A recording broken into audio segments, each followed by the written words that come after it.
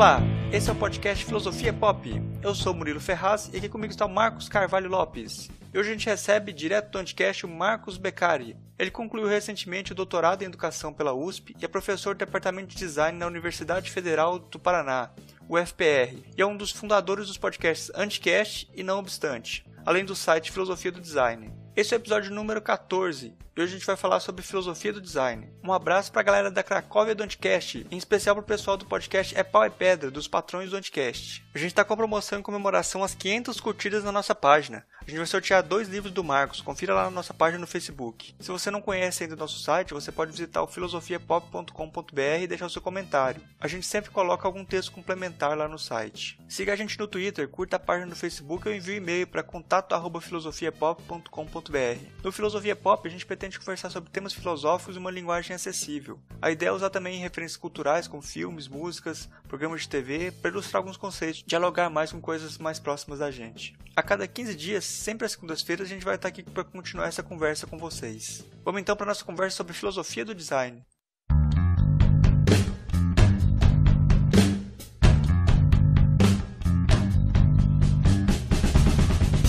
Hoje a gente recebe aqui o professor Marcos Beccari. Olá, tudo bom? Doutor em Educação e um dos idealizadores da filosofia do design. Eu gostaria de pedir para você se apresentar aqui, pessoal, para quem não te conhece, com que você trabalha e tal.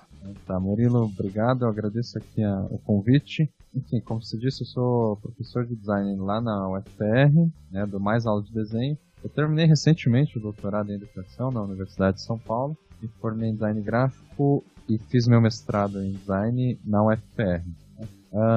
Eu, enfim, sou coautor de um livro chamado Existe Design, que eu acho que tem a ver aqui com o nosso papo de hoje. Eu coordeno o Filosofia do Design, que é um site sobre o tema de hoje, inclusive, que eu inaugurei eu trabalho nele desde 2010.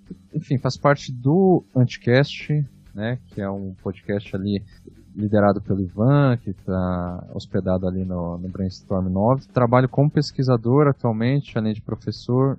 Bem recentemente comecei a trabalhar com aquarela, né, por conta das aulas, inclusive, de desenho. Inclusive, um trabalho muito, muito bom seu de aquarela. Obrigado. E parabéns. A nossa conversa de hoje vai ser sobre filosofia do design, e eu gostaria de começar perguntando para o Beccari o que é a filosofia do design. Boa pergunta, né? A filosofia do design é um tema que eu tenho pesquisado desde 2010, pelo menos, quando eu ingressei no mestrado em design. Na verdade, inicialmente, minha pesquisa de mestrado não tinha nada a ver com isso que eu passei a chamar de filosofia do design. Era algo, enfim, filosófico, porém sem exatamente um nome, uma área, e estava muito assim disperso por conta disso. Aí minha orientadora, ela me apresentou, mostrou uns artigos, uns autores da Inglaterra principalmente, mas também da Austrália, dos Estados Unidos, que propuseram na década de 90 uma disciplina para o design chamada Philosophy of Design. E daí eu fui atrás disso, tem uma série de artigos publicados, tem livros que são coletâneas também de artigos, que na verdade é uma proposta de estudar as teorias do design sob um ponto de vista filosófico, como se fossem metas-teorias do design. Enfim, algo na verdade como uma espécie de crítica, uma análise crítica do design, mas bem voltado para o campo do design. E já que era restrito para o campo do design, né, me parece que isso em 2010, né, que eu comecei a pesquisar. E essa proposta era na década de 90, até os anos 2000. E depois, assim, chegando nos anos 2008, assim, não teve mais nenhuma pesquisa relacionada, pelo menos lá fora, né, a essa proposta Philosophy of Design, ou seja, parece que morreu essa ideia, né. E daí, assim, a partir de então, no meu mestrado, eu comecei a pensar numa filosofia do design que seja, na verdade, não restrita ao design. Porque a minha hipótese é que, assim, morreu porque design é um campo muito restrito, né? E me parece, assim, de lá para cá, que os designers, em sua maioria, não se interessam muito por filosofia. Então, uma filosofia do design, tal como eu proponho, pesquiso e tenho defendido, tenho difundido também, tentado difundir, é uma filosofia que, assim, não é algo voltado para o design, necessariamente, não é uma filosofia do design no sentido de estudar só peças e processos e pensamentos do design, mas também não é interessado necessariamente aos filósofos, tá certo? É uma filosofia, na verdade, que pensa, é como se a gente pensar, por exemplo, filosofia da arte, tá certo? Filosofia da arte, claro que alguns vão defender que é algo, sei lá, próprio da filosofia, né, que só filósofos podem fazer filosofia da arte, outros vão pensar que só artistas têm a capacidade de filosofar sobre a arte, mas assim, a filosofia da arte a gente pode entender como uma reflexão filosófica sobre os aspectos da arte, tanto estética quanto processos criativos, enfim, processos de percepção. E é nesse sentido que eu penso o design, como uma reflexão filosófica, né, a filosofia do design, como uma reflexão filosófica que gira em torno desse termo, dessa ideia, dessa noção de design, que me parece muito, cada vez mais valorizada na contemporaneidade e mais presente e decisiva na vida das pessoas. Eu já fico mais ligado aí nesse aditivo, né? Filosofia do design. Aí a grande questão é como você define o design, né? Pelo que eu li dos seus textos, assim, que eu tentei me aproximar, me parece bem uma tentativa, uma aproximação do design até com a ideia de autocriação, né? Num sentido bem amplo, a palavra design é tomada num sentido bem amplo, que toca até a ideia de autocriação. É por aí? Eu não sei o que você quer dizer com autocriação. Você pode me explicar? Pois é, eu não sei o que você quer dizer como design. Você me explica e depois vamos ver se a gente se alinha. Boa. Veja, de fato você tem razão em dizer que é uma definição ampla que eu uso de design. Definição ampla no sentido que não é estrito aquilo que no campo do design se chama de design. Isso até é uma discussão que eu acho interessante para ajudar a gente pensar a filosofia do design, que, por exemplo, não sei se vocês conhecem, já ouviram falar de um filósofo contemporâneo chamado Bruno Latour. Ele teve uma conferência, ele foi convidado para participar de um congresso internacional de design, no qual estavam presentes um monte de teóricos do design, inclusive aqueles que propuseram a tal da Philosophy of Design, e chamaram ele para dar uma conferência, isso em 2008. Daí ele publicou um artigo a partir da conferência dele chamado Um Prometeu Cauteloso, ponto de interrogação, alguns passos em direção a uma filosofia do design. E nesse artigo, ele começa, nessa fala dele, né, que foi uma conferência, uma espécie de palestra, ele fala que ele começou, a primeira vez que ele ouviu falar de design, e ele, né, desde o início, se desculpando de antemão, né, ou seja, falando, eu não sou da área, eu sou filósofo, então, se eu falar besteira, vocês me perdoem, né. Então ele falou que a primeira vez que ele ouviu falar de design, o que é o design, né? Tal como ele entendia, tal como alguma vez explicaram para ele. É aquilo que deixa as coisas mais bonitas. Tipo, sabe? Daí ele deu exemplos: design de sobrancelha, design de cabelo, design de corpos, ou assim, daí ele fala um carro que tem design e outro carro não tem design. Um Jeep é uma coisa muito dura, muito rígida, não tem design. Agora, um carro conversível, esportivo, ele tem design. Então ele definiu inicialmente o design como um verniz estético, basicamente, né? Como se fosse uma embalagem que embeleza as coisas, tá certo? Daí ele, assim, obviamente eu imagino que os teóricos de design começaram a se incomodar com essa explicação dele, né? Porque é como se fosse uma explicação do senso comum sobre o que é design, tá certo? O design é entendido numa palavra recorrente aí, assim, na linguagem coloquial, não só brasileira, no caso dele francês, é uma palavra internacional que é usada corriqueiramente. Só que daí ele continuou a palestra falando, bom, daí eu andei estudando um pouco sobre as teorias de design para vir aqui dar essa palestra, e ele viu que a definição que os designers dão para o design é totalmente oposta a essa, né? Ou seja, design não é aquilo que deixa as coisas bonitinhas. O design é justamente aquilo que segue a função, que, enfim, que segue, faz as coisas serem mais funcionais, mais práticas, mais adaptadas para homens, um projeto sempre pautado em algum propósito, em algum objetivo e tudo mais. E basicamente o que ele defende nessa palestra é que ele prefere a primeira definição do senso comum, do sentido corriqueiro de design, que é o de verniz estético. Estética também nesse sentido mais banal, a gente pode dizer, ou trivial do termo, tá? Do que ele prefere essa definição do que a definição mais a definição estrita que os designers dão ao design. E daí ele argumenta por que ele prefere isso. E eu estou falando isso por quê? Porque o que eu chamo de design, assim, de uma maneira muito para ser rápido e didático, é exatamente como as pessoas, de maneira geral, assim, corriqueiramente, me parece, usam o termo design. Aquilo que deixa as coisas mais bonitas.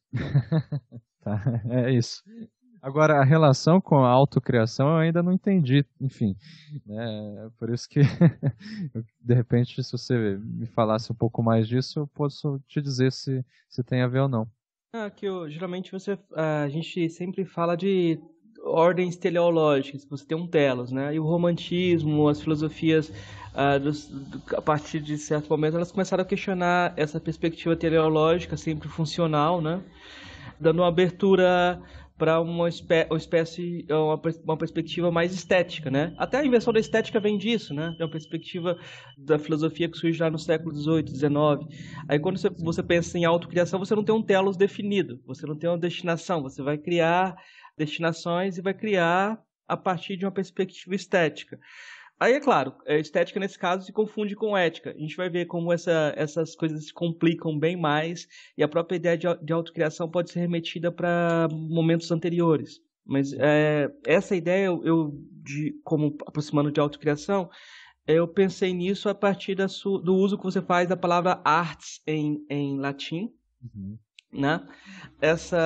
A ideia, uma coisa muito importante que as pessoas geralmente pensam na técnica como sentido só negativo, aí eu gosto muito de uma má tradução que um professor meu, um amigo meu faz, um poeta chamado Gilberto Mendonça Telles, ele é linguista, ele é bem reconhecido, e ele faz uma tradução ruim. Ele fala que a palavra arte vem de artes em latim e de arete do grego.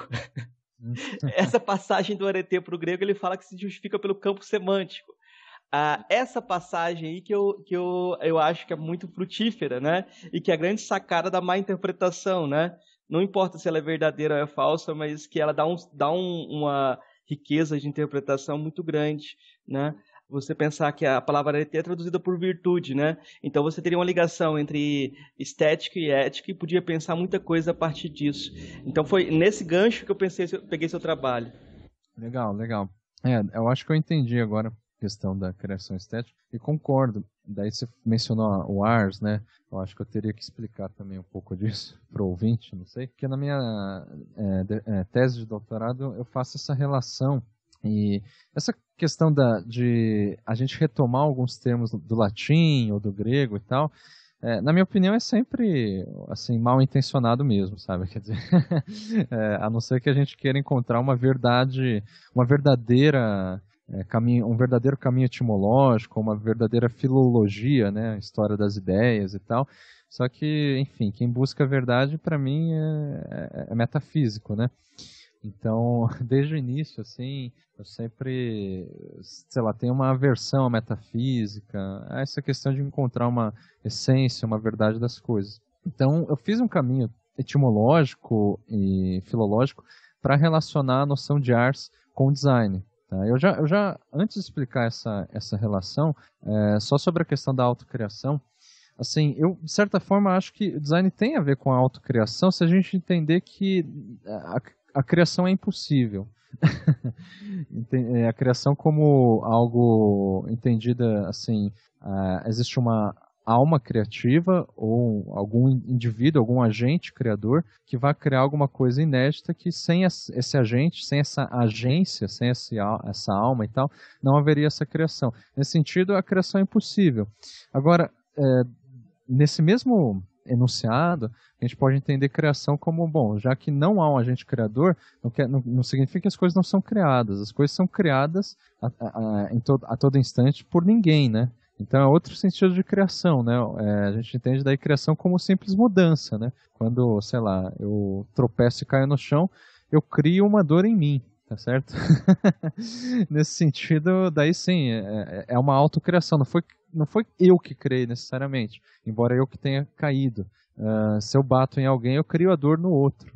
Mas entende, não, é uma coisa assim que se dá por nenhuma agência em específico. se não houvesse o outro, a dor seria só na minha mão, né? Enfim, então esse sentido de criação que eu acho interessante, assim, é criado, mas sempre é um acaso. E quando a gente cria alguma coisa, inclusive uma obra de arte, cria alguma ideia e tal, a gente, por ser fruto do acaso, a gente só soma acaso ao acaso já existente, né? Acaso eu estou querendo dizer ausência de causa. Entende?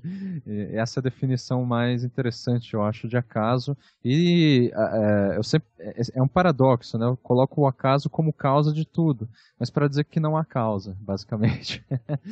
Quem coloca isso em outros termos é o David Hume, né? Que é aquele filósofo bem conhecido, né? Do século XVIII.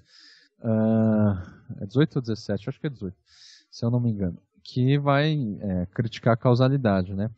Mas, enfim, deixando essa questão da criação de lado, ou, para retomar mais adiante, a questão da ars e do design, né? Veja, eu faço isso porque no design, especificamente, eu acho que até fora dele, mas principalmente no campo do design, a relação entre arte e design é uma coisa muito polêmica, né? Tem muito designer dizer que, aliás, não admite que design seja arte e, portanto, defende uma relação de distinção, né? Que design é uma coisa e arte é outra.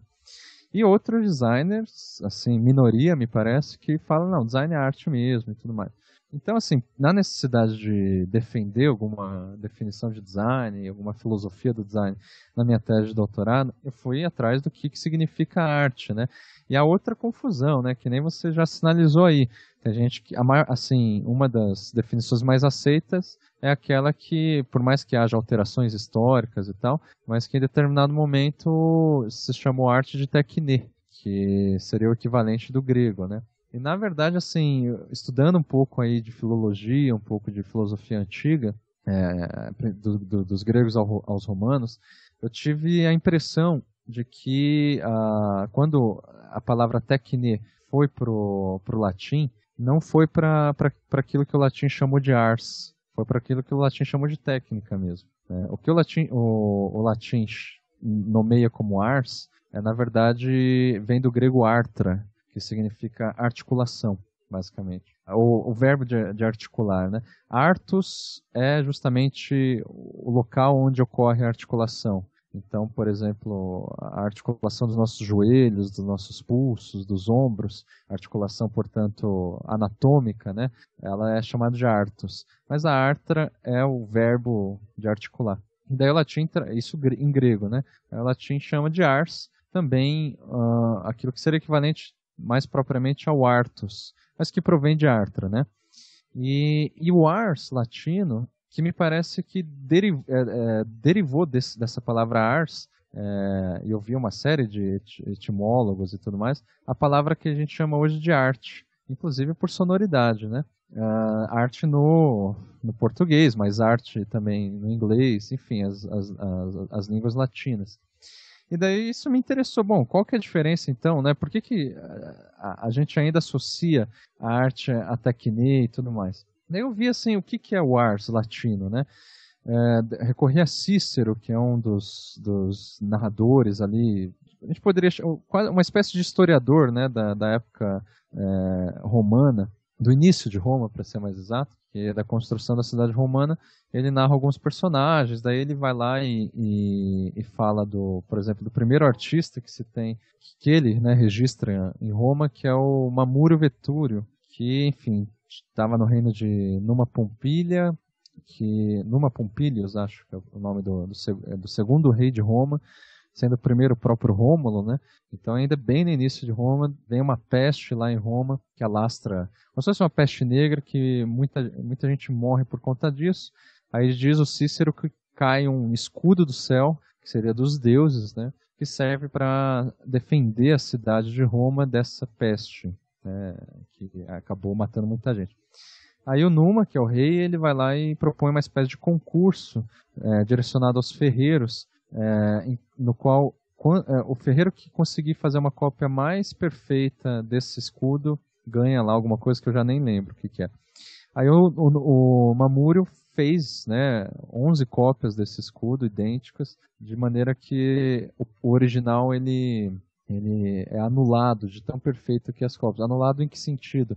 Você não sabe qual que é o original, né? Elas são tão parecidas entre si que você realmente não sabe identificar qual que foi a cópia feita pelo Mamuro e qual que é o original. E essa história me chama a atenção porque o termo tecne grego, ele adquiriu, principalmente por conta de Platão, né, esse significado esse sentido de definir certinho assim, ó, o que é cópia e o que é original.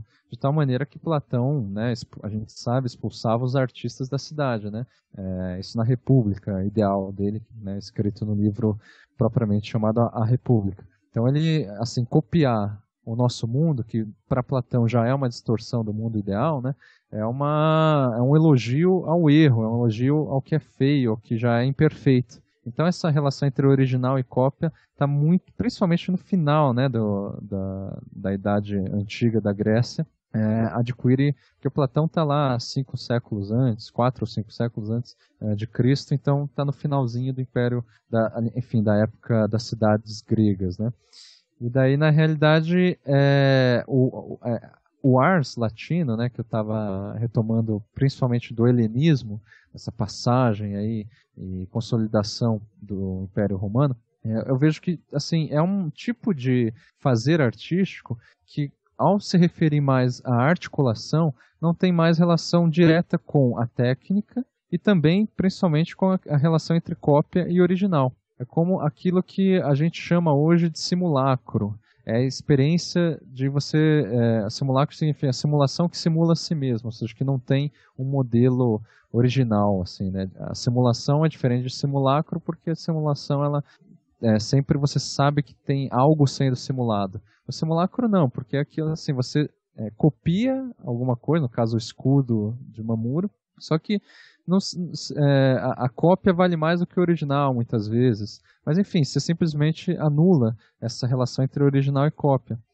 E, assim, entre outras consequências, né, porque no período helenístico a gente tinha também, principalmente no início de Roma, muitos outros usos do termo ars. Por exemplo, o Ovídio, que é uma espécie de filósofo, poeta também, né, romano, ele tem um livro, entre alguns outros, chamado Ars Amatoria, que significa basicamente a arte do amor, ou a arte de amar, enfim.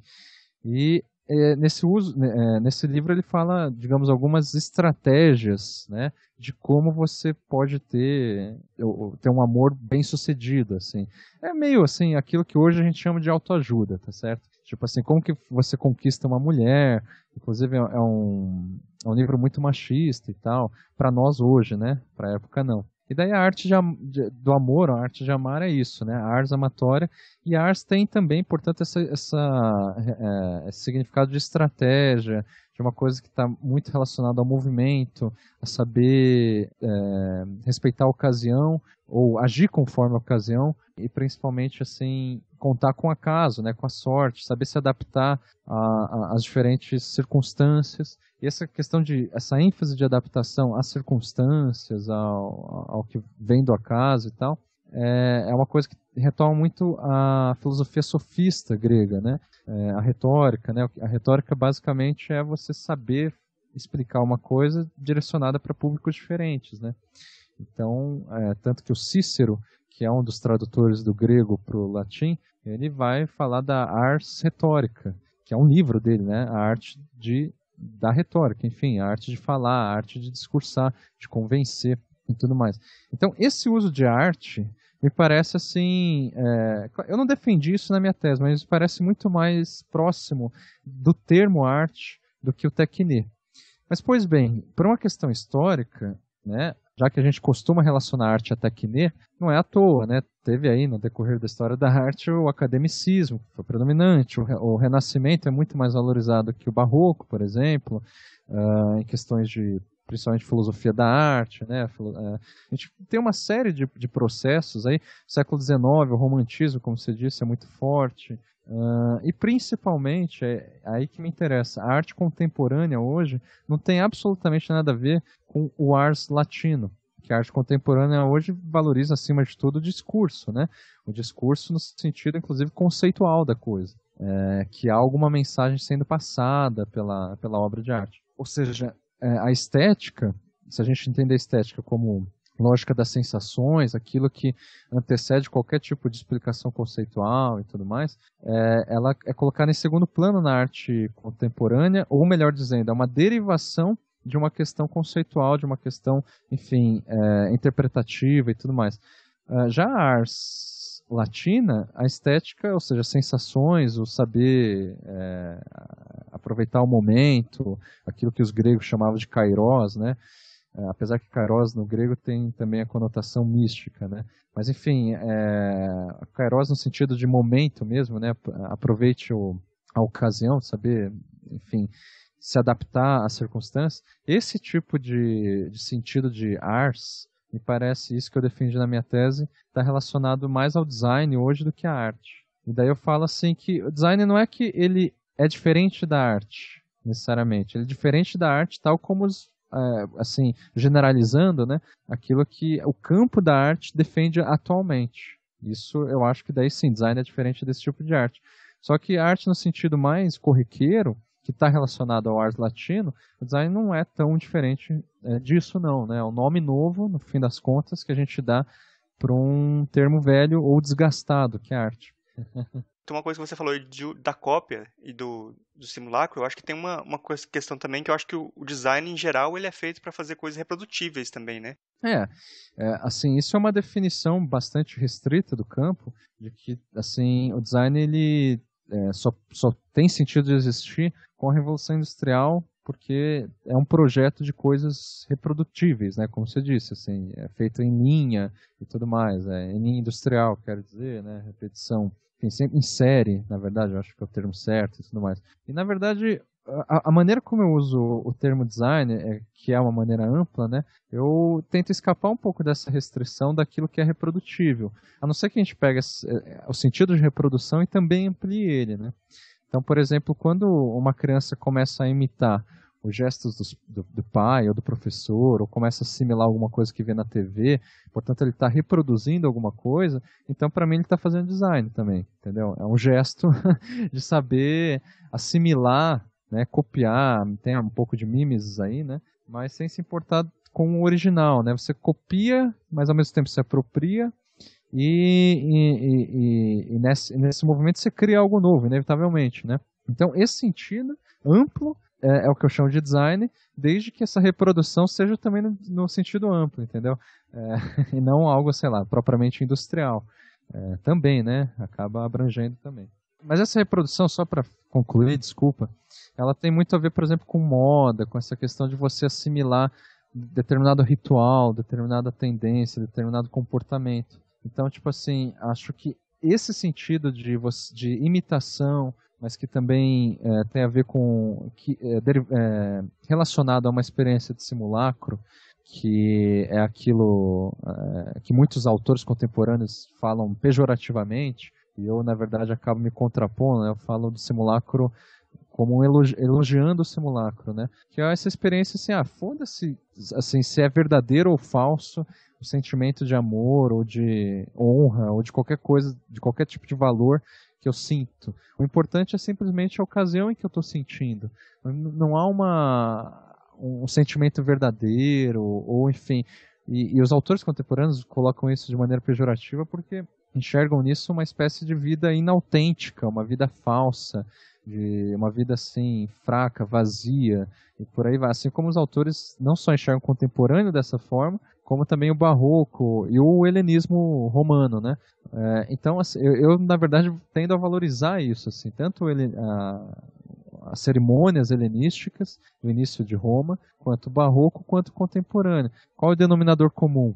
Se há uma cerimônia lá de culto a algum deus, a maior parte das pessoas não sabe que deus que está sendo cultuado.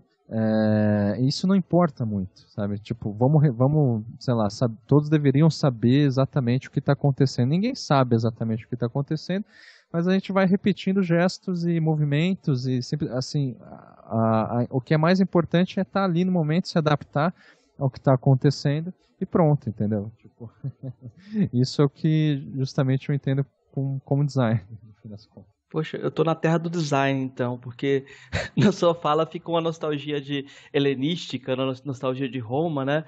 E eu tô aqui na Bahia, perto da Roma Negra, né? Que é Salvador.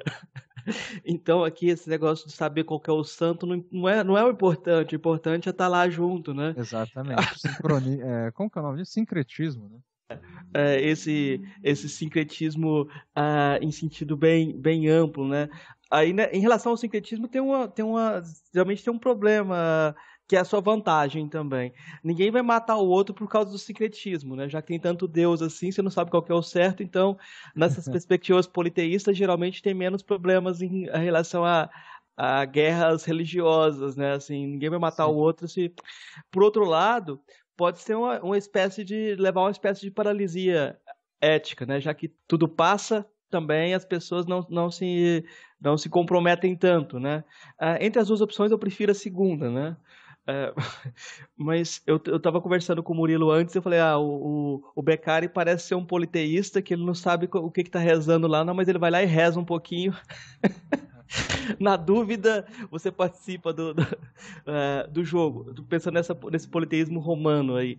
Aí uma coisa, para mim, curiosa é que você critica a distinção aparência e realidade, mas continua usando o termo real.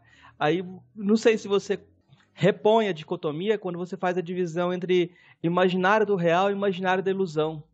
Aí eu queria que você comentasse um pouco isso. Ok. Veja, antes de comentar, eu já comento sobre isso, mas a questão das duas opções lá que você falou, que você prefere a segunda, geralmente as pessoas têm essa impressão de que, sei lá, o simulacro, esse uso que eu faço do termo design, é uma coisa que está orientada eticamente a uma espécie de anarquia, onde tudo é livre e tudo mais. E não, assim, não é bem assim, porque a ocasião ela não é menos rigorosa do que a explicação dela, né? Então, tipo assim, isso não anula a guerra, por exemplo, não anula, sabe, não é um estado assim, tipo, eu discordo que o sincretismo é uma coisa assim que gere menos violência, né? Porque as regras do jogo são outras, de fato, assim, num sincretismo. Ninguém vai brigar por qual deus que está sendo cultuado, se você confundir os deuses e tal. Isso, de fato, não é o que gerou a dominação do Império Romano, por exemplo, né? Mas o pessoal vai brigar se na ocasião você errar um gesto, entendeu? Se, por exemplo, você for para o trabalho de shorts, se o seu trabalho for alguma coisa assim, cujo o ritual é você ir de roupa formal, né? Então há outras regras, só que assim, a explicação não importa. Agora que há algumas rigorosidades, digamos assim, algumas coisas que dão problemas, assim, principalmente éticos, portanto há compromissos éticos também, uma coisa não anula a outra, né? Então, principalmente na filosofia trágica, eu acho que aí dá para fazer a ponte com a sua pergunta, de fato. Só um comentário sobre esse negócio do ritual, que é muito interessante. Aqui da porta de casa, minha casa é muito barulhenta aqui em Santa Amaro, teve uma passeata da juventude evangélica, primeira passeata da juventude evangélica. Aí lógico que não era passeata, era quase um axé evangélico, né? O arrastão do axé evangélico. Para começar o culto, subiram no palco e começaram a cantar uma ladainha, como se fosse onomatopeia. E com certeza eu ouvi várias vezes repetindo a palavra Exu. A primeira ladainha chamava Exu. Eu falei, poxa, aqui realmente o negócio tem que pedir para Exu, senão não vai. Sim, pois é. É uma regra do contexto aí, né? Mas assim, a questão da filosofia trágica, de maneira similar, quando eu explico um pouco da filosofia trágica, ou quando as pessoas por conta própria vão ler, a primeira relação que elas têm com a filosofia trágica é também relacionada a uma espécie de resignação, ou niilismo, ou algo assim pessimista.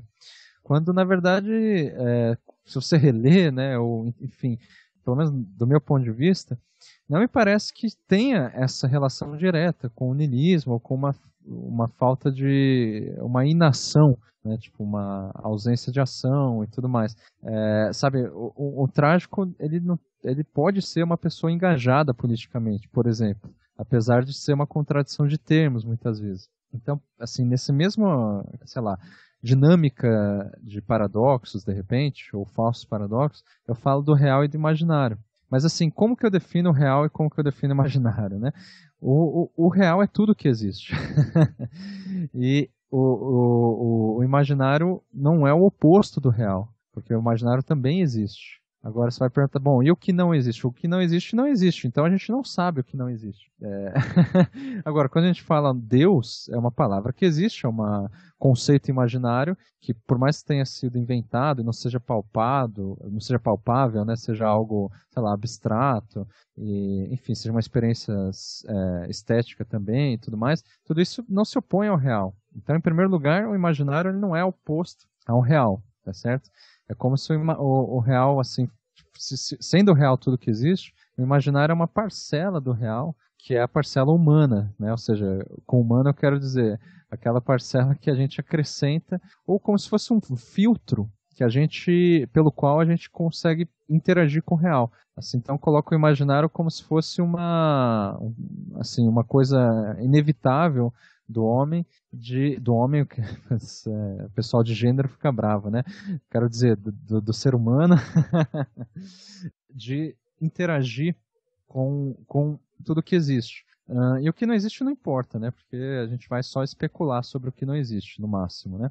Agora, essa relação, portanto, do real com o imaginário, para o ser humano, além de ser inevitável essa relação, ou seja, a gente só consegue enxergar as coisas e se dar conta delas por intermédio do imaginário. Portanto, o imaginário envolve conceitos, envolve lógica, envolve não só imagens, né? Portanto, esse é o sentido muito amplo de imaginário, assim como o sentido muito amplo de real, né? E nesse sentido, você falou do imaginário da ilusão e imaginário do real, né? Essa divisão que eu faço do imaginário da ilusão e do imaginário do real é assim, bom, dentro desse filtro humano, pelo qual a gente percebe e interage com o mundo, existe o imaginário do real, só que isso também são conceitos imaginários, né? Que eu acabo produzindo e inventando.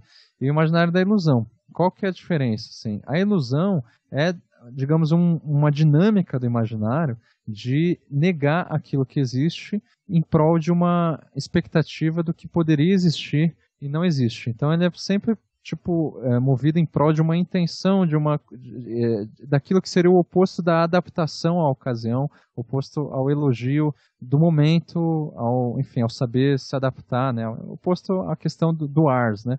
Então a ilusão eu coloco dessa forma, aquilo que tenta, de alguma forma, se diferenciar do real, entende? E essa diferenciação pode ser negando totalmente o real, tipo, tudo que existe é fruto da minha imaginação, ou a gente vive num mundo que é falso, como Platão dizia, o que também existe no Clube da Luta, do Palahniuk, né? Tipo, o mundo em que a gente vive é repleto de falsidade. Tudo isso é uma relação de denegação em maior ou menor nível em relação ao real. Você simplesmente quer a própria intenção de alterar o real, no sentido de controlar e ter domínio total sobre o que acontece, é também uma forma de ilusão, porque se você quer alterar é porque existe alguma coisa de errado nisso, né? Já o imaginário do real seria o equivalente ao imaginário trágico, que é aquele que afirma o real tal como ele aparece, né? Ou seja, por mais que a gente só consiga entender o real por meio do imaginário, o fato de a gente estar usando palavras e tal, a gente está se referindo ao real entre nós, né, entre humanos, e portanto a gente está simplesmente afirmando a coisa. Um exemplo que eu dou na minha tese, para deixar clara essa divisão, é do personagem Dom Quixote, do Cervantes, e a Madame Bovary, do Flaubert, que são personagens clássicos na literatura, né? Romanescos principalmente, né? Na literatura de romance. O Dom Quixote, ele enxerga dragões ao invés de moinhos de vento, tá certo? Só que ele não faz isso como uma tentativa de se enganar ou se opor ao real. Basicamente, ele prefere chamar os moinhos de vento de dragões para, digamos, afirmar a própria vida e tal, do que propriamente alterar aquilo, né? Então, isso é muito claro para quem já leu Dom Quixote e tal, que, assim, a correção que é dada pelo Sancho Panza, que é o braço direito do Dom Quixote, A correção ela é sempre, digamos, falhada em relação ao Don Quixote. O Don Quixote é o maluco da história, mas que no final tem razão, sabe? Porque, ou seja, o Sancho Panza sempre tenta trazer o Don Quixote para o chão, né? Fala assim, não, isso são moinhos de vento, não dragões, né? E daí o Don Quixote ele fala, não, mas espera aí, eles estão... Enfim, vai toda uma narrativa e no final das contas, quem consegue resolver os problemas é o Don Quixote, né? Se ele seguisse os conselhos do Sancho Panza, não ia pra frente a história. Eu te provocaria ainda mais, eu ia falar assim, que na hora da sua banca, qualquer um que colocasse defeito nela, tá ali no imaginário da ilusão. Não. Na minha banca, enfim, na minha vida, de modo geral, quando as pessoas colocam defeito, né, tipo, se eu simplesmente coloco assim, não, as pessoas estão erradas, eu estou certo, isso seria da ilusão, um imaginário da ilusão da minha parte, né, e não da parte das pessoas. Eu simplesmente tento encaixar, né, e ver algum sentido possível naquilo que eu estou dizendo e tudo mais. Mas o problema é que com isso a gente não está reivindicando uma verdade, né, isso que também é uma dificuldade quando eu defendo essa filosofia do design. Uma filosofia do design, por estar pautada nessa noção de design, ela não está dizendo assim uma verdade. Então não faz sentido dizer quem está certo ou quem está errado, né? Tipo, uma discussão, assim, eu discordo e tal. Na verdade, é outra forma de fazer design, é uma brincadeira, uma ocasião, né? Naquela ocasião existe alguém certo e errado. Mas, assim, não existe uma verdade absoluta pela qual defender e arriscar, e assim, tipo, apostar uma vida toda nela. Que é o que acontece, no exemplo que eu estava dando, da Madame Bovary. Que ela, enfim, pensa no modelo de vida que não corresponde ao modelo, a vida que ela tem, né? Então, assim, a história dela, eu acho que não tem problema de spoiler, né? Porque já tem aí mais de 100 anos, né? Veja, ela no final se mata, porque ela não aguenta, né? Uma história, digamos, depressiva, do meu ponto de vista, né? Porque ela não suporta a vida que ela tem, ela não suporta o marido que ela tem, que foi prometido para ela casar e tal. Então, esse tipo de, é um processo inteiro do começo ao fim de negação do real que leva ao suicídio. Então, assim, esse tipo de conduta ou de orientação imaginária que é assim, que não é muito clara, geralmente, assim, não é tipo assim, as pessoas não falam, tá tudo errado, mas elas simplesmente sofrem com o real, sofrem com uma injustiça social, sofrem com aquilo, e daí elas simplesmente assim tentam encontrar causas, tentam encontrar soluções e sofrem cada vez mais com isso. Isso é uma ilusão, isso é o imaginário da ilusão. Não estou dizendo que o sofrimento é errado ou oposto ao real, pelo contrário, o sofrimento ele é uma forma, inclusive, de afirmar o real, né? Quando você assume o sofrimento, né? E fala, eu sofro com isso e não pretendo dar uma solução para esse sofrimento necessariamente, no sentido de encontrar uma causa, uma explicação para ele. Eu só quero acabar com esse sofrimento e, enfim, deixar de sofrer. Isso seria o imaginário não mais da ilusão, seria o imaginário do real. Então, é isso. Assim, na verdade, a filosofia trágica, né, na qual eu me ancoro, eu costumo dizer que ela é uma filosofia que vai defender basicamente o que é senso comum. Valoriza-se muito o senso comum. Então, por exemplo, quando o senso comum fala que o importante na vida é ser feliz, tem uma série de filosofias que vão problematizar essa noção de felicidade, esse enunciado de maneira geral. Por que é preciso ser feliz? E o trágico vai defender esse enunciado. Não, é verdade, é preciso ser feliz. Entendendo a felicidade como contrário do sofrimento, e não como algo maior que isso, né? Ou seja, não há sofrimento, isso é felicidade. Então é preciso ser feliz, porque sofrer é mal. Mal em que sentido? Não no sentido moral. Um mal no sentido assim, todo mundo já sofreu e sabe que o sofrimento é uma coisa que incomoda, tá certo? Só isso. O trágico e assim, todos esses vocabulários que eu acabo criando, como imaginário do real, imaginário da ilusão, a própria categoria, né, imaginário em relação ao real, isso tudo são, na verdade, vocabulários e artifícios para defender o senso comum, basicamente. O projeto, me parece que tem muito relação, o trabalho dele, muita relação com o manifesto da filosofia do design, né? que é de 2011, isso, não é? E no manifesto o Beccari fala de procurar construir a partir de perspectivas marginais, de buscar não depender do reconhecimento, algo desse jeito, tem um discurso nesse sentido. Agora que ele tem o doutorado, etc, que ele já tem reconhecimento, eu posso perguntar para ele assim. Muitas vezes acusavam o filósofo que eu estudo, o Richard Rosch, que eu estudei bastante, fiz doutorado sobre ele, de autocontradição performática, né? Que sempre ele entrava, os enunciados dele entravam em autocontradição. Eu acho que é uma acusação boba, porque já que não existe o real, a questão é você ter a crença, né? Você estar alinhado ou não, acreditar ou não no que ele está falando.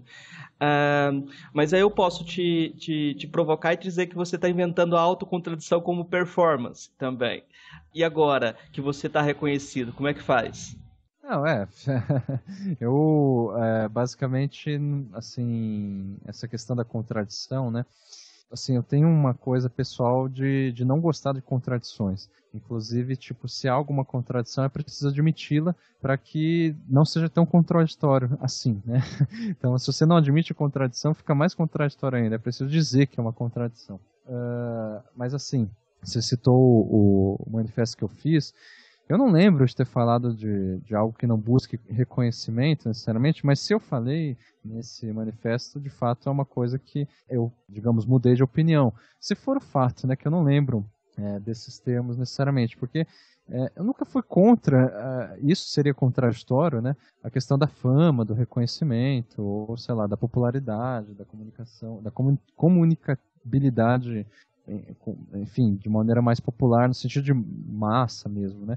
Eu acho que isso é necessário porque faz parte das convenções sociais, né? E as convenções sociais é basicamente a nível coletivo aquilo que são as ocasiões a nível individual, as circunstâncias e tal. Agora, essa performaticidade pelo paradoxo, eu não, assim, eu até entendo, por exemplo, se é alguma coisa intencional, como no caso do Zizek, me parece, o Zizek, né? Que é aquele filósofo esloveno, né? Que ele, eu acho interessante até, ele, assim, gosta, assim, da performance pela performance, assim. De certa maneira, eu também acho interessante isso, né? Pensando, inclusive, na retórica, nos sofistas, eu tenho muita influência disso. Agora, a minha postura, sei lá, ética e filosófica, no fim das contas, não é pautada, não é direcionada estritamente à performance, né? Eu realmente, assim, acho que todo mundo que estuda filosofia, no fim das contas, se preocupa com alguma coerência, e coerência entendida aí como contrário de paradoxos ou de contradições, certo? Então, assim, se eu acabo pecando caindo na contradição, é por erro meu, porque na minha cabeça, digamos assim, é tudo muito coerente. Tá entendendo? É por erro de eu não conseguir explicar, é por uma falha minha, eu acho, assim, sei lá. Ou sei lá, quer dizer, pra mim as coisas fazem muito sentido, assim, eu até acho que eu tenho uma certa obsessão pela lógica, mas lógica no sentido não estrito, tipo matemática e tal, lógica no sentido de busca por coerência.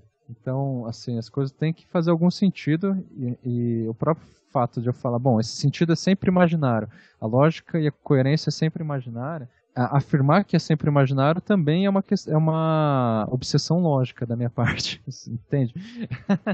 Que eu quero basicamente dizer, a lógica é imaginária, porque se não for, ela é contraditória, né? Porque se ela for, por exemplo, não imaginária, se ela for uma ordem do universo, de Deus, ou de qualquer coisa que não existe, aí entra em contradição, necessariamente. Então, por isso que eu tenho essa necessidade de falar, bom, o imaginário é real. Porque se o imaginário fosse oposto ao real, entraria em contradição, sempre, assim. Porque como é que a gente consegue falar daquilo que não é real se a gente está sempre no real? A gente não consegue encontrar um lugar externo ao real. A gente não consegue chegar a algum ponto fora desse plano imanente em que a gente se encontra. Então, o imaginário ele tem que, assim, não se opor ao real. Ele precisa fazer sentido. E nisso eu acabo me posicionando contra o paradigma filosófico ocidental, né? Que sempre coloca o real em oposição a alguma coisa, inclusive em oposição ao imaginário, como no caso do Lacan, né?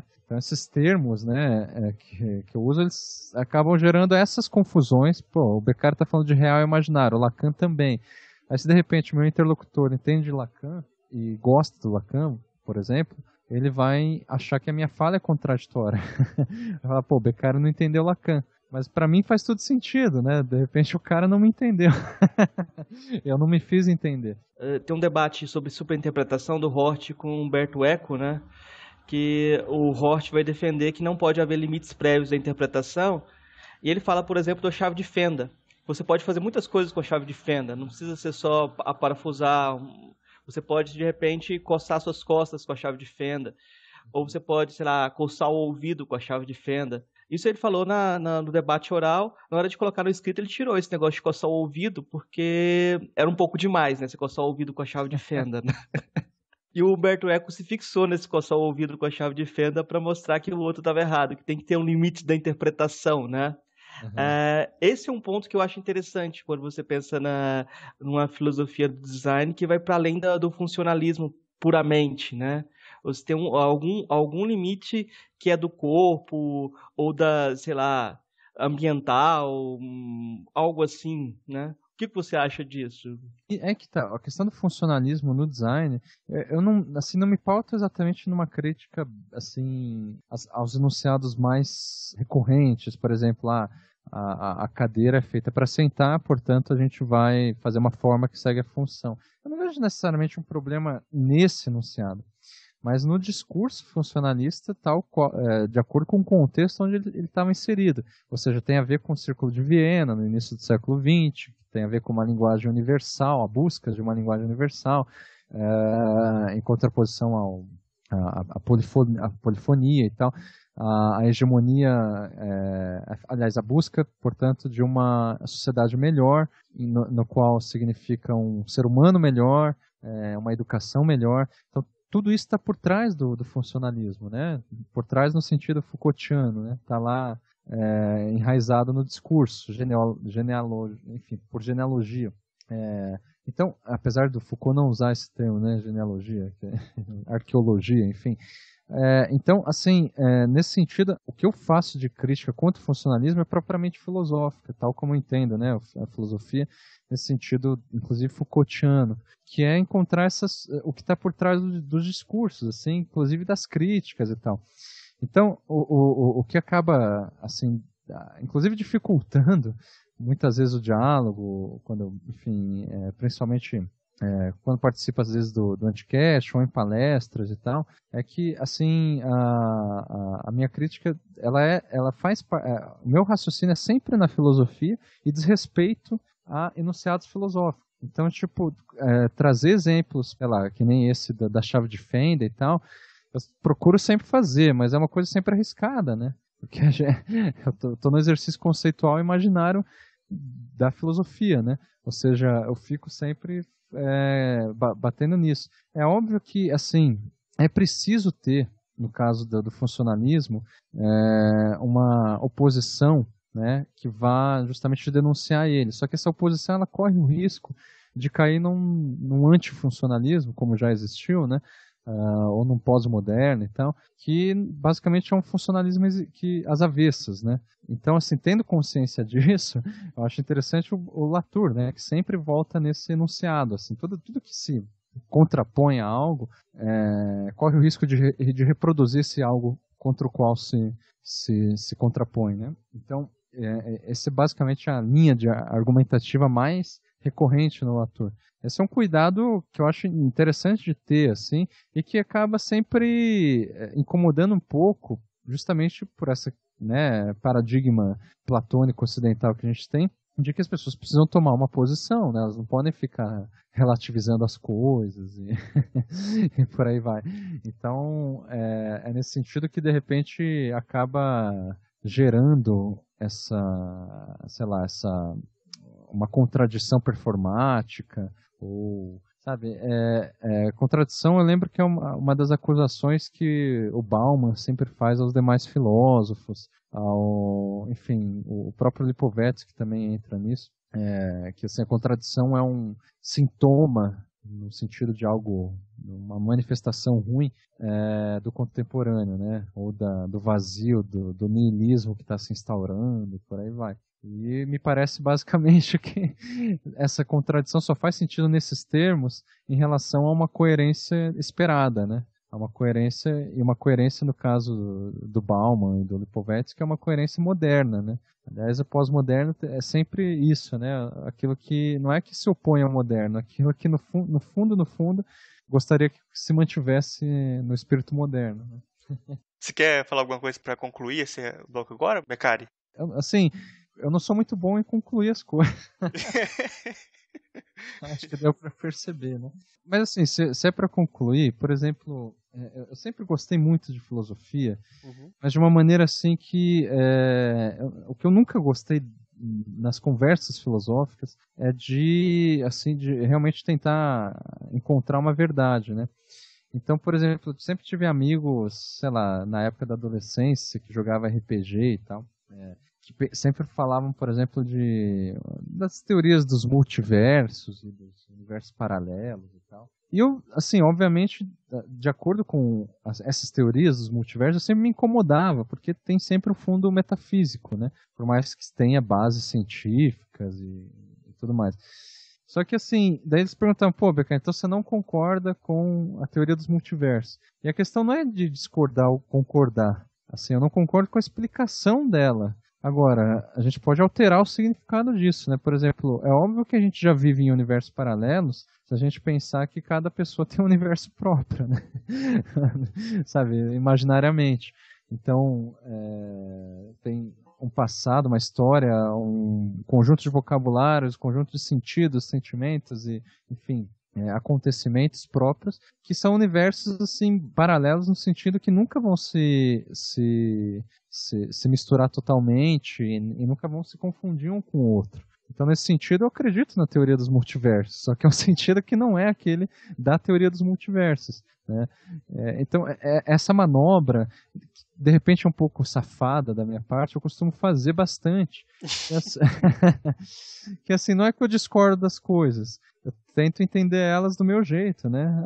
Incorporar elas no meu universo particular, assim. E acho que isso as pessoas fazem sem perceber, mesmo que não queiram, sabe? Se você mostra, sabe, uma pessoa da roça que nunca viu um computador na vida, daí ela vai lá e vê um computador, ela vai entender do jeito dela, vai chamar aquilo de boi, sei lá, entendeu? Vai chamar aquilo de trem, no caso dos mineiros.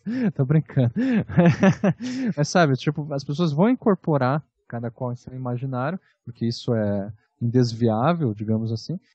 E nesse sentido que eu acho assim, que eu tento, assim, que eu não me coloco assim exatamente contra alguma coisa, ou contra o funcionalismo e tudo mais. Mas eu tendo a sempre distorcer as coisas de acordo com o meu filtro, né? E assim, claro, tem um limite assim, bom, em que medida isso é ilusório ou não é ilusório, né? Eu acho assim, se funciona para sua vida, e daí pode ser considerado inclusive um outro sentido para o funcionalismo, né? Se funciona no sentido de você não tá se autodegradando com isso, sofrendo e, portanto, enfim, negando a vida que você tem, se pelo contrário você faz uma distorção da realidade, tal como Dom Quixote fazia, mas para afirmar e começar a se alegrar, né, com as ocasiões, com cada acontecimento, isso para mim não me parece nada ilusório, né? Parece basicamente um imaginário trágico do real. Ele quase vira pragmatista, aí ele fala do real, me entristece muito, porque aí ele fala do Pondé. Pondé? Eu falei do Pondé? Não, eu tô brincando que você falou assim que os filósofos trágicos podem ter posição política, aí eu lembrei só do Pondé. Mas por que do Pondé? Eu não entendi. Ele é um filósofo trágico que tem posições políticas, né? Não sei, né? Porque... Eu não conheço outro alinhado a ele, assim, que tá no nosso... Geralmente as perspectivas trágicas tendem a cair por um lado, né? Um lado político, você disse? É. Que seria, no caso do Pondé, o conservador. O trágico do Pondé, ele discordaria do que eu chamo de trágico, né? Eu já até conversei com ele e tal. Ele é um trágico tal como, sei lá, o Lacan, o Sartre chamam, o próprio Kafka chamam de trágico, né? Então ele é alinhado a esse tipo de trágico. Ele, por exemplo, não gosta muito do Nietzsche, né? Ele não é nietzschiano. Ele prefere Kierkegaard ou, enfim, outro...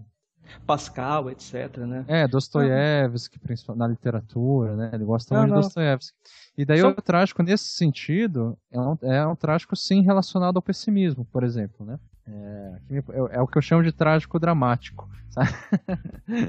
E pra mim o trágico dramático é uma contradição de termos, né? Porque o trágico não pode ser dramático. Ele é um pouco pragmatista, sim. Tipo, você tem razão nessa indução, nessa dedução, enfim. Agora, o trágico do Pondé, ele pende sempre para um trágico dramático, no fim das contas, para um conservadorismo, né? O trágico alegre, vamos chamar assim, ou o trágico nietzschiano, no qual eu me ancoro, ele tende, na verdade, para uma ataraxia, para uma ausência de posição política. Agora, obviamente, isso é uma posição política também, né?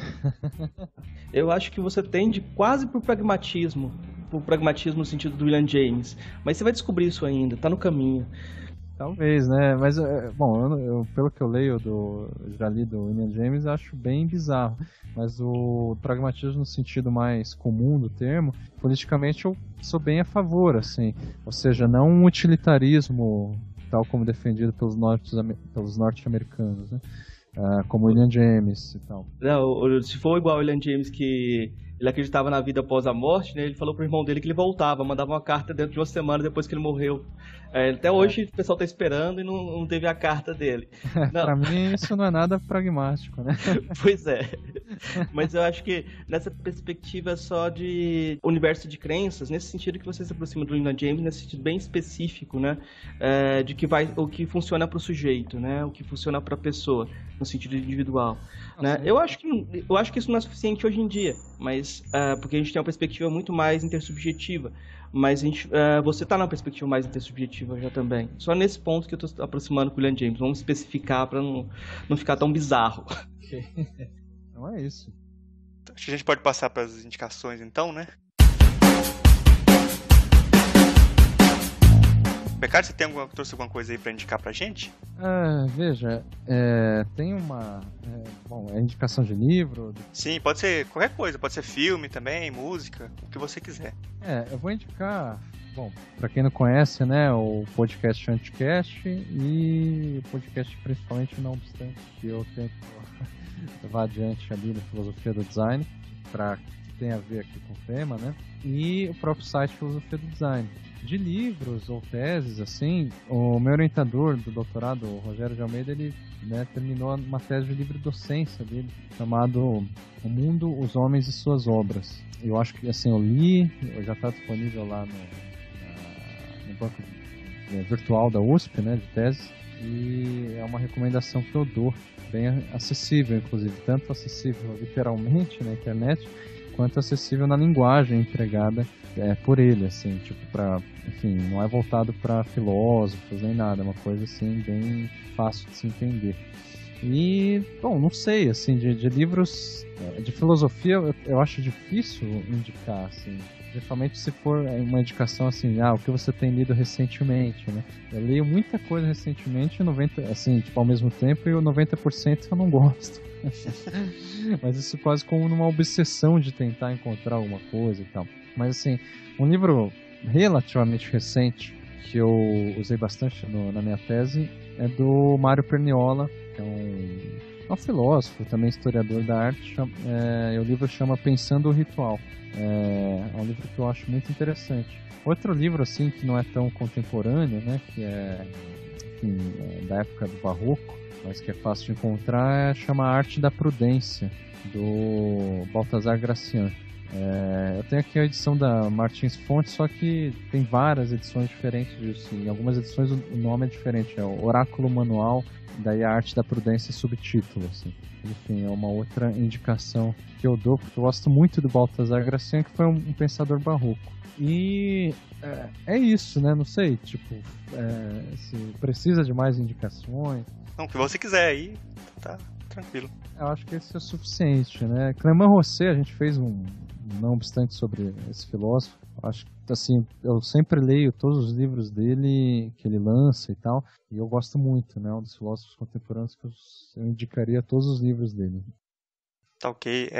Marcos, você tem alguma indicação aí pra gente hoje? Eu tenho uma indicação só, eu não sei até se para mim se encaixa no tema do design, acho que até junto com o Latour trabalhou com a questão do design, que é um livro do Sloterdijk, ou Sloterdijk, não sei como o pessoal pronuncia aqui, A Morte Aparente no Pensamento. Ele foi publicado em Lisboa, mas é uma boa introdução ao pensamento dele, e vai pensar a noção de educação num sentido bem amplo. Eu acho que se aproxima até dessa ideia do que a gente estava debatendo aqui, né? Ele começa lá na Grécia Antiga, mostrando como surgiu o homem teórico, mas trabalha muito com a noção do époquê, né? Até o Husserl no século XX, mas tem muito a perspectiva de como a construção do homem teórico acabou sendo um design, né? Você criou esse homem teórico e criou uma posição do homem teórico, né?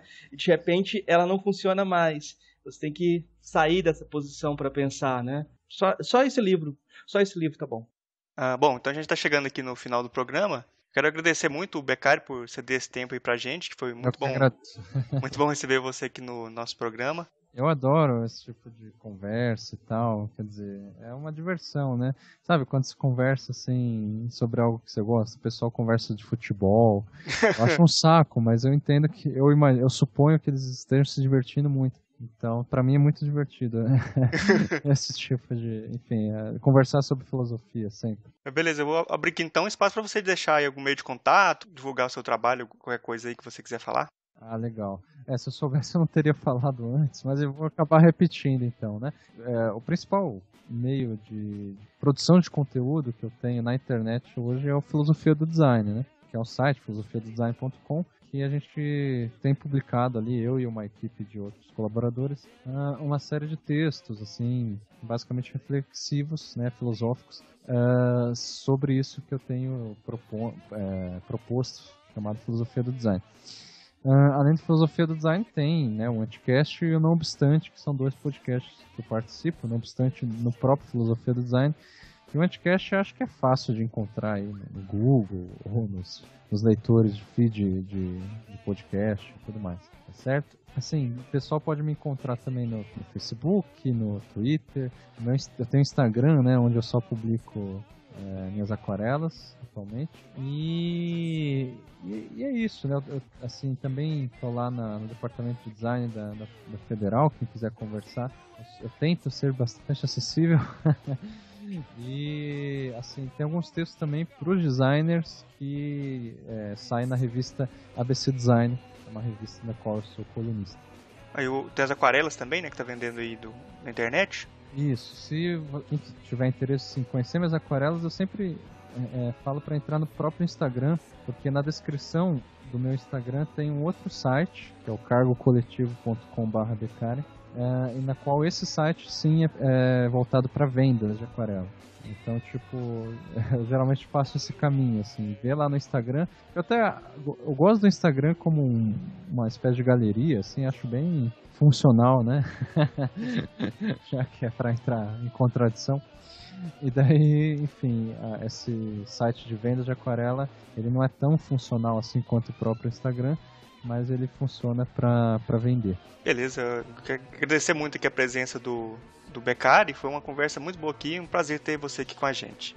Peço para você que está ouvindo, comentar no site filosofiapop.com.br. A participação de vocês é muito importante, é o que dá confiança para a gente continuar o nosso trabalho. Se você quiser também pode mandar um e-mail para contato@filosofiapop.com.br. Lá no site a gente coloca todas as referências citadas aqui no episódio, também os links para as nossas redes sociais e para a página no Facebook. Se você quiser ajudar a gente, compartilhe os episódios com seus amigos. Deixe também sua avaliação no iTunes, que ajuda a gente a subir na classificação e trazer mais ouvintes. Obrigado a todos e daqui a 2 semanas a gente está de volta.